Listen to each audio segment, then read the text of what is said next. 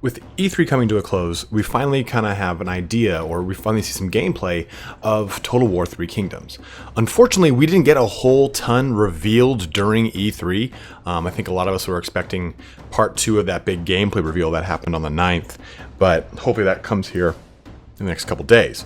So today I want to kind of just compile everything we know from some of the developer interviews that happened during E3. For those of you who have been following very closely along with the Three Kingdoms videos, releases, reveals, so on and so forth, this isn't going to be a ton of new stuff. So if you're cued in, you know what? Hey, you might not learn a ton of new things, but sometimes you just like the sound of my voice. But otherwise, let's kind of jump into the meat and potatoes of this bad boy. So one of the biggest thing off the bat I want to talk about are the 2 campaign modes. So now, the history, the romance of the Three Kingdoms, as opposed to the records of the Three Kingdoms, which are 2 kind of different takes on the whole situation, are very sweeping and very romantic. And I've said this so many times, but it talks so much about the interaction between the characters and then the societal kind of interaction between them as well. You know, how does whatever they do implicate towards the greater Han Dynasty or the greater unification of China, so on and so forth. And with that, you get a lot of like these sweeping duels that last multiple bouts. They say like, Liu Bu and Liu Bei went for 15 bouts, stuff like that. And it's definitely a very romantic way of approaching what would otherwise be considered a historical time.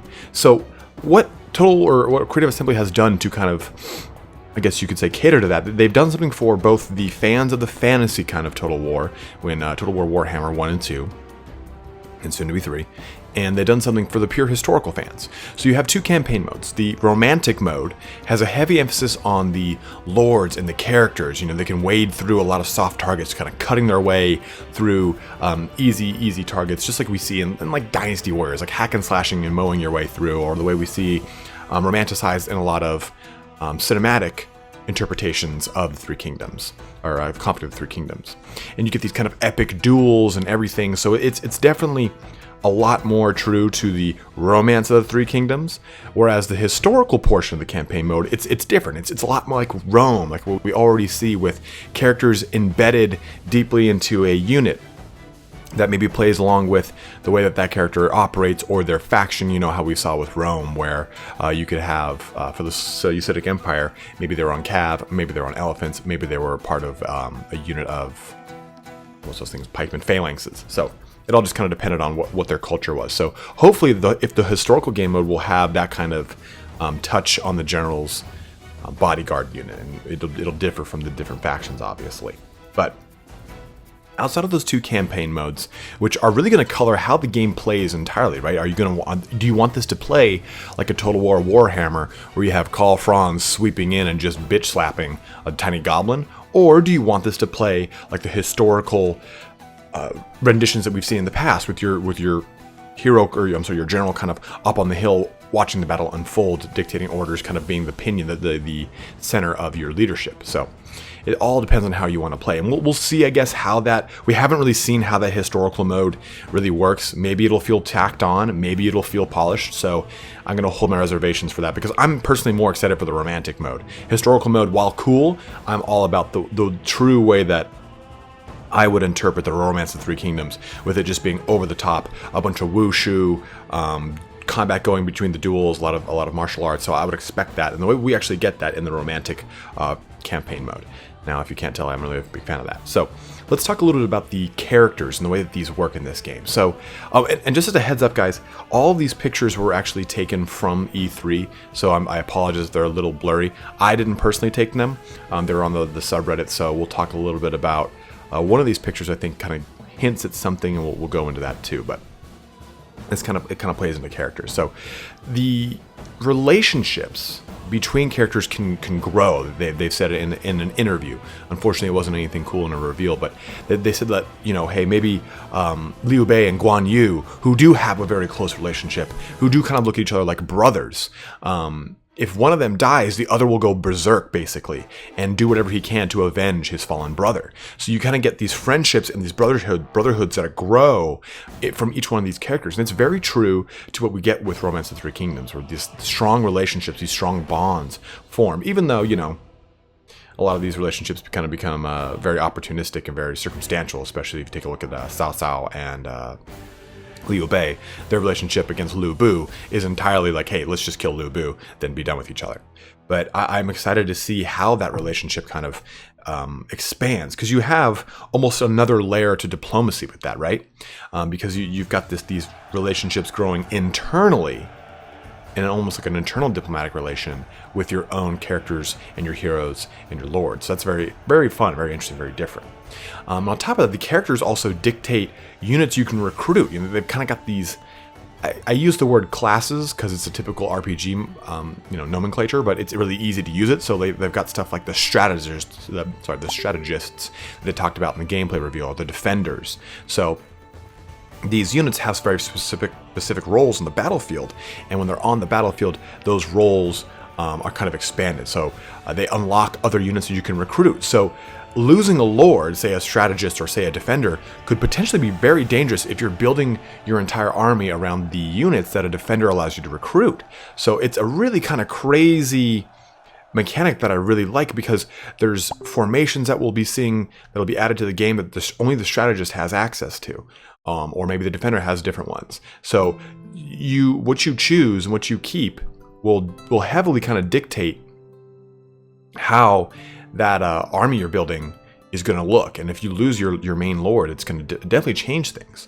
And we talked a little bit about the duels, but let's go on a little bit more about those. They're done on the battlefield, and what they do is basically you click duel, and you can choose your available guys around you, the available lords around you, and you just click duel, and they'll jump into each other and start going at it. And it's a way to just completely knock out leadership, knock out a strategist who's maybe using some really good formations against you. It's a really cool way for us to get a look at the kind of interaction that the characters had in the Romance of the Three Kingdoms, with these wide sweeping duels with all these bouts going on. So it's very true to form, and you've seen from the gameplay reveal all these really cool kind of wushu martial arts that kind of goes on during the whole duel, and I'm really, really excited about that.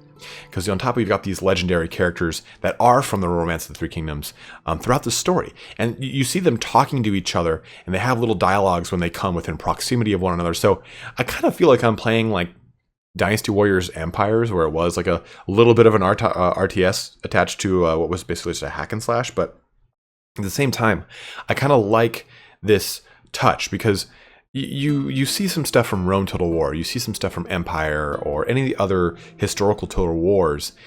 There isn't this wide sweeping connection between all of these lords more often than not, generals more often than not, and you don't have access to historical generals all the time. It's just kind of the roll of the dice. But this is heavily based around the historical narrative of the Romance of the Three Kingdoms, much in the same way that we have for Total War Warhammer, right? In Total War Warhammer, you have access to these lords. They're your lords the entirety of the fight.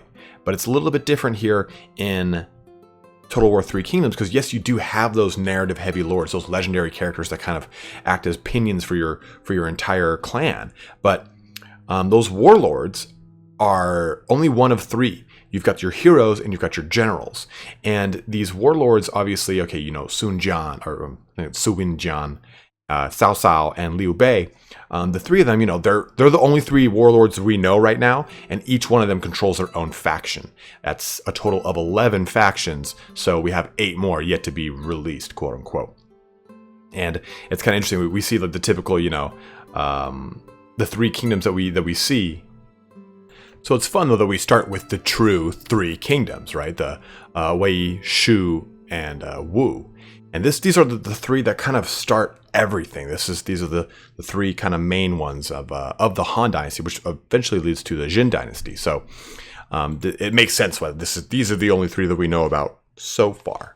But these warlords are going to be huge. They're going to be very obviously integral to the way that you're building your army and the way everything's going to work. And same thing with these heroes and these generals.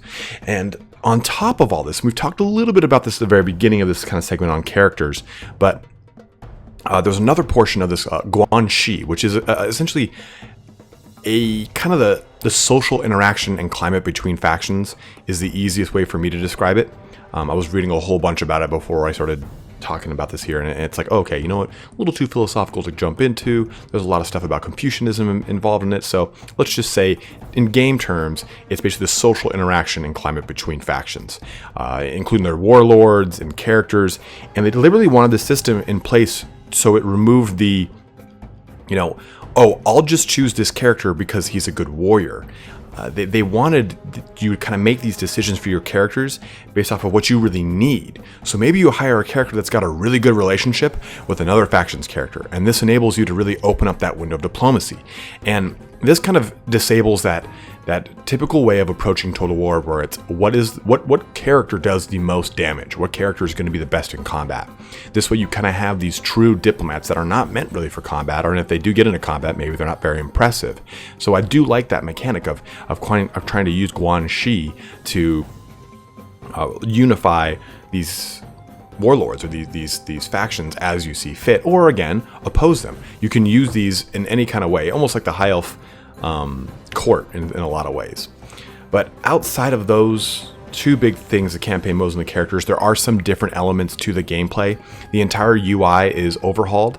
It's I guess overhauled might be a weird word for it, because I think a lot of people are very weird or iffy about the UI right now. It uses this repeating motif of ink blot, which is really cool. I mean, I like it. I think it's a really cool aesthetic. Whenever you actually use a unit to move it, rather than it being like a big green arrow or something like that, it's these broad stroked black ink arrows, and it all kind of matches each other, and it's a little bit more of a simplified UI, but a little bit larger of a UI. So it kind of hides in the corner rather than being all across everything, but at the same time it's kind of big in that corner. So it's going to definitely have some tweaking. It's definitely still in its earlier stages, but we're going to see a heavy interaction with the campaign map, they've said. So anything you create on the map will be present during battles. Finally, again, it has come, just like we had back in Rome. So the actual sieges will bring back those big, sprawling cities with large walls that can be knocked down individually, each section of it. So I'm excited to see that kind of make this return. I think, if in a lot of ways, Total War Warhammer 1 and 2, since those are the most recent big games. Thrones of Britannia is a saga, so it's a little bit different.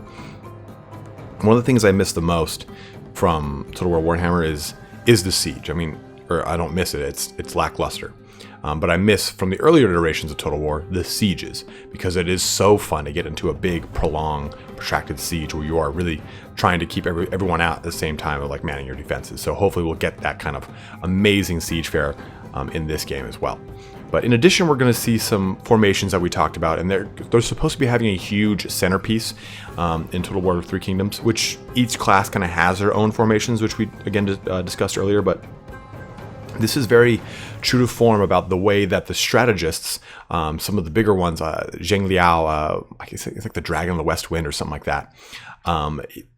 They talk about how he uses certain formations that are totally different than some of the other strategists of the time. So it's important to kind of look at these pieces, these characters, their formations and stuff like that, and how, yes, these are really cool, new, exciting mechanics for us, but how much credit and how much credence it does to Romance of the Three Kingdoms as a whole. So it's very, very, very exciting in them.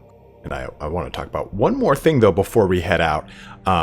This really nifty little ditty right here, this picture, I don't know if this is hinting at us having the ability to create new heroes, our own avatars or anything like that, like we had in Shogun, but this definitely makes it seem like we have some sort of customization going on here.